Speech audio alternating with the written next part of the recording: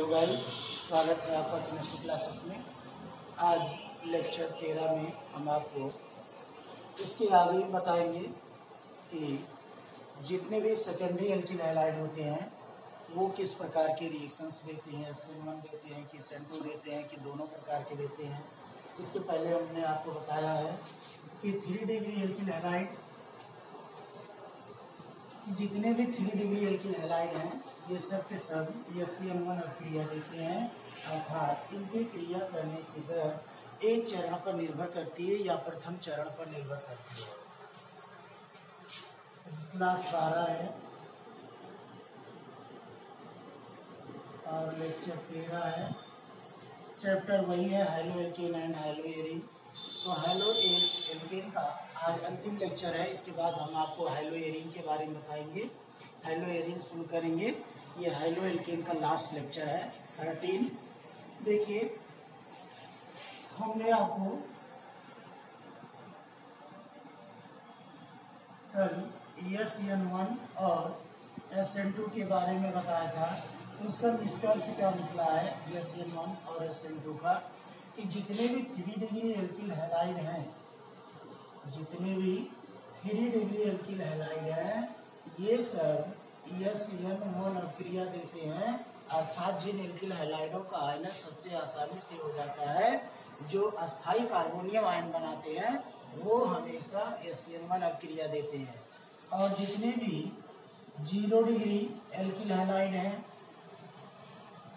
0 degree alkyl halide अर्थात methyl halide, methyl halide और 1 degree halide, 1 degree alkyl halide,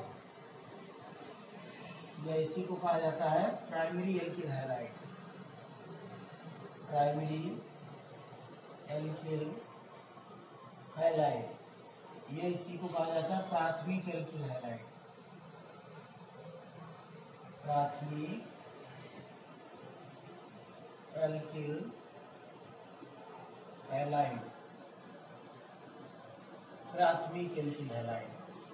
तो देखिए, फिर से एक बार समझ लीजिए, ये SN1 अभिक्रिया, SN2 अभिक्रिया या SN अभिक्रिया क्या होता है। ऐसी अभिक्रिया जो किसी न्यूक्लियोफाइल के द्वारा संपादित की जाती है, न्यूक्लियोफिलिक सब्स्टिट्यूशन रिएक्शन कहलाती है। 2 प्रकार की होती है, SN1 अभिक्रिया, SN2 अभिक्रिया। 3 डिग्री एल्किल हैलाइड अर्थात जिन एल्किल हैलाइडों का आयनन आसानी से हो जाता है, अर्थात जो का अस्थायी कार्बोनियम आयन बनाते हैं, वो हमेशा SN1 अभिक्रिया देते हैं। और 0 डिग्री एल्किल हैलाइड और 1 डिग्री एल्किल हैलाइड या प्राइमरी एल्किल हैलाइड या प्राथमिक एल्किल हैलाइड, ये सब के सब SN2 अभिक्रिया देते हैं। और जो आपका बचा secondary alkyl halide, secondary alkyl halide या 2 डिग्री एल्किल हैलाइड या सेकेंडरी एल्किल हैलाइड, या इसी को कहते हैं द्वितीयक एल्किल हैलाइड, द्वितीयक एल्किल हैलाइड। देखिए, 2 डिग्री एल्किल हैलाइड या सेकेंडरी हैलाइड या द्वितीयक एल्किल हैलाइड, ये सब दोनों अभिक्रियाएं देते हैं, SN1 भी और SN2 भी, ये दोनों अभिक्रिया देते हैं। तो कब SN1 देगा, कब SN2 देगा, ये आज हम आपको क्लियर कर देंगे कि जो सेकेंडरी एल्किल हैलाइड होते हैं कब SN1 अभिक्रिया देते हैं और कब SN2 अभिक्रिया देते हैं। चलिए देखिए,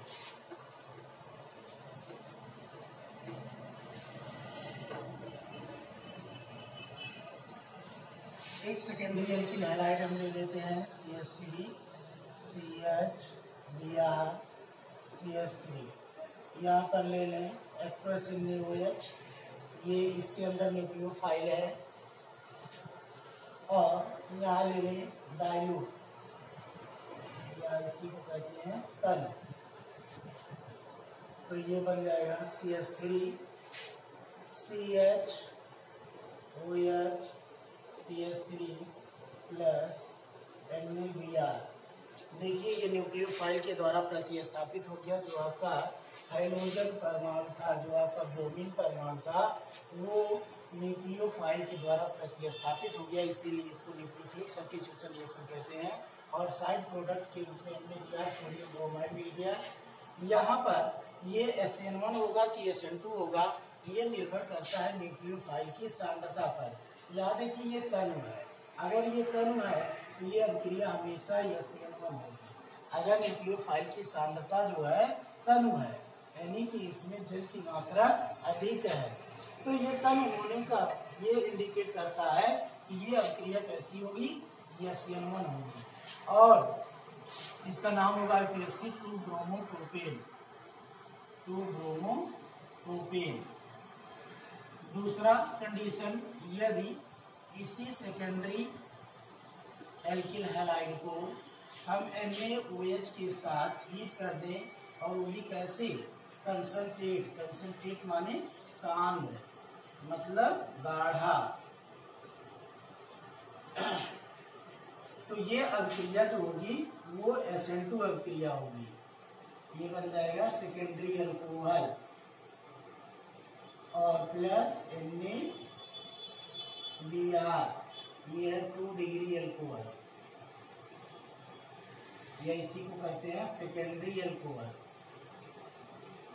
सेकेंडरी अल्कोहल, या इसी को कहते हैं द्वितीयक अल्कोहल, द्वितीयक अल्कोहल, द्वितीयक अल्कोहल या सेकेंडरी अल्कोहल या 2 डिग्री अल्कोहल। अब यहाँ पर नाम इसका वही होगा 2-ब्रोमोप्रोपेन, 2-ब्रोमोप्रोपेन। देखिए ये भी सेकेंडरी एल्किल हैलाइड है और ये भी सेकेंडरी है एल्किल हैलाइड है, सेकेंडरी एल्किल हैलाइड है। दोनों में अंतर क्या है कि यहाँ जो न्यूक्लियोफाइल की सांद्रता है वो तनु है,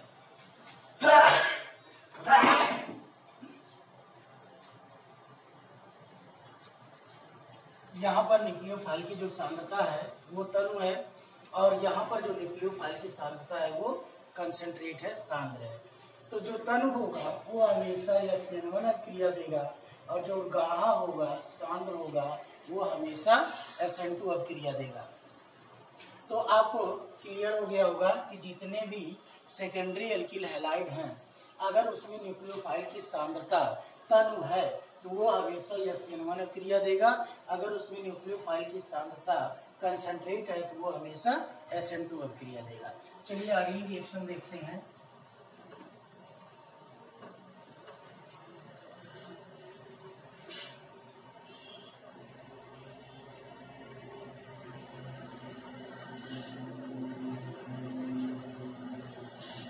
NaCl से क्रिया, NaCl से क्रिया।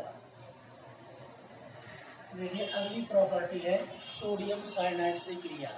अगर हम कोई एल्किल हैलाइड ले लें या हेलो एल्कीन RX, इसकी क्रिया हमें कराना है NaCl से, और ये नॉर्मल टेम्परेचर अर्थात रूम टेम्परेचर पर ये क्रिया होगी। तो यहाँ ये बहुत ही आसान है, देखिए NaX और RCl प्लस NaEX, ये एल्केन नाइट्राइल बन जाएगा, एल्केन नाइट्राइल, एल्केन नाइट्राइल बन गया, और sodium halide, sodium halide, sodium halide प्राप्त होगा। और ये आपने हेलो एल्केन लिया था, और ये सोडियम साइनाइड, सोडियम साइनाइड। तो देखिए यहाँ पर एक कार्बन बढ़ गया, आपने हेलो एल्केन लिया था और यहाँ पर एक कार्बन बढ़ गया, यानी कि इसका उपयोग हम कहाँ कर सकते हैं, इसका उपयोग हम कार्बन श्रृंखला की लंबाई बढ़ाने में कर सकते हैं। कार्बन श्रृंखला, कार्बन श्रृंखला की लंबाई बढ़ाने में, इस अभिक्रिया का उपयोग सदैव हम कार्बन श्रृंखला की लंबाई बढ़ाने में कर सकते हैं। क्यों? क्योंकि हमेशा इसमें कार्बन की वृद्धि होगी, इंक्रीमेंट होगा। तो चलिए आर की वैल्यू अर्थात हम कोई भी एल्किल ग्रुप ले लेते हैं, जैसे मेथिल ले लेते हैं। यहाँ पर हाइड्रोजन में क्लोरीन ले लीजिए, मेथिल क्लोराइड, इसका नाम है मेथिल क्लोराइड। ये एक हाइड्रो एल्कीन है, क्लोराइड हो गया। ये इसका आईपीएससी नाम है क्लोरोमेथिन, क्लोरोमेथिन। और इसमें सोडियम साइनाइड का ऐड करा देते हैं। सोडियम साइनाइड से क्रिया करने के बाद ये एथेन नाइट्राइल और सोडियम क्लोराइड, इसका नाम है एथेन साइनाइड या एथेन नाइट्राइल, एथेन नाइट्राइल। देखिए एक कार्बन का एल्किल हैलाइड या हेलो एल्कीन हमने लिया था, जबकि हमें 2 कार्बन का नाइट्राइल प्राप्त हुआ, एथेन नाइट्राइल। तो एक कार्बन बढ़ गई। अब इसका उपयोग हमेशा जहां भी हमको कार्बन श्रृंखला बढ़ानी होगी इसका उपयोग कर सकते हैं। और मान लीजिए एल्किल ग्रुप में अगर हम यहाँ पर एथिल ले लें, C2H5 ले लेते हैं, यहाँ पर Br ले लीजिए प्लस NaCl, तो ये NaBr निकल जाएगा, ये हो जाएगा C2H5Cl प्लस NaBr, ये हो जाएगा propane nitrile, propane nitrile. Propane nitrile प्राप्त हो जाएगा। 2 कार्बन का हमने हेलो एल्कीन लिया, तो देखिए एक कार्बन का इंक्रीमेंट हुआ, एक कार्बन इसमें बढ़ गया। अब इस प्रकार से हमें जहां भी अब क्रिया को दुगना करना होगा या कार्बन श्रृंखला एक बढ़ानी होगी, तो हम इसका उपयोग कर सकते हैं, ये साइनाइड को जोड़ सकते हैं। और इस साइनाइड को अगर आपको कार्बोक्सिलिक समूह में बदलना हो तो इसको आप हाइड्रोलाइज कर दीजिए, हाइड्रोलिसिस करा देंगे, तो ये Cn समूह बदल जाएगा COOH ग्रुप में और हमको प्राप्त हो जाएगा एसिड। चलिए अगला देखते हैं, अगली क्रिया सोडामाइड से क्रिया।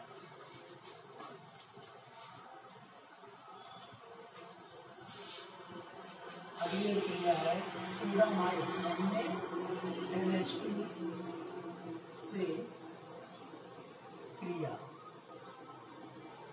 हाइड्रो एल्कीन की क्रिया हमें किससे करानी है? सोडामाइड से करानी है। RX प्लस NaNH2 सोडामाइड से करा देंगे तो ये NaX है, हाइलाइट के रूप में, सोडियम हाइलाइट के रूप में बाहर हो जाएगा और आपको एमीन प्राप्त होगा, RNH2 प्लस NaX, ये एमीन है, एमीन प्राप्त हुआ। और ये आपका हेलो एल्कीन है, हेलो एल्कीन है। ये सोडामाइड है, ये सोडामाइड है, सोडामाइड। अब हम एल्किल ग्रुप को रख देंगे, मान लीजिए मेथिल ग्रुप रख देते हैं CH3Cl प्लस NaNH2 सोडामाइड, तो NaCl सोडियम क्लोराइड बाहर हो जाएगा और आपको 0 डिग्री अमीन प्राप्त होगी, यानी कि CH3NH2 प्लस NaCl, इसका नाम हो जाएगा methyl amine, methyl amine. IPSC नाम लिखेंगे तो इसका नाम होगा मेथेनेमीन, मेथेनेमीन। इस तरीके से हमको जब भी हम सोडामाइड से क्रिया कराएंगे हेलो एल्कीन की तो हमें अमीन प्राप्त होगी। अभी आप अंतः परिवर्तन में इसका उपयोग करेंगे, जो अंतः परिवर्तन आता है 4 नंबर का, उसमें इसका उपयोग हम ज्यादा से ज्यादा कर सकते हैं कि अगर आपको हेलो एल्कीन से अमीन प्राप्त करना हो तो कैसे हम प्राप्त कर सकते हैं। चलिए यहाँ पर हम एथिल समूह ले लेते हैं, CH3CH2Br प्लस NaNH2 सोडामाइड, और ये अब क्रिया होगी तो NaBr सोडियम ब्रोमाइड निकल जाएगा और 2 कार्बन का एमीन अर्थात एथिलेमीन प्राप्त होगा। ये हो जाएगा एथिलेमीन, सामान्य नाम एथिलेमीन, और आईपीएससी नाम हो जाएगा एथिलेमीन। आईपीएससी नाम क्या होगा? एथिलेमीन और प्लस NaBr। ठीक है, तो देखिए कहीं पर भी अगर आपको अंतः परिवर्तन में आपको हेलो एल्कीन से एमीन प्राप्त करना हो तो इस क्रिया का उपयोग आप कर सकते हो। कार्बन श्रृंखला की लंबाई बढ़ाना हो तो NaCl से सोडियम साइनाइड से क्रिया करा सकते हैं। अगर आपको हेलो एल्कीन को एमीन में कन्वर्ट करना है तो आप सोडामाइड से क्रिया करा सकते हैं। अगली क्रिया है NaOR से क्रिया, सोडियम एल्कोक्साइड।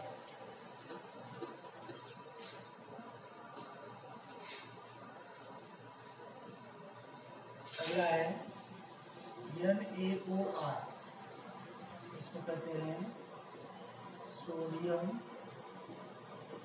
एल्कोक्साइड।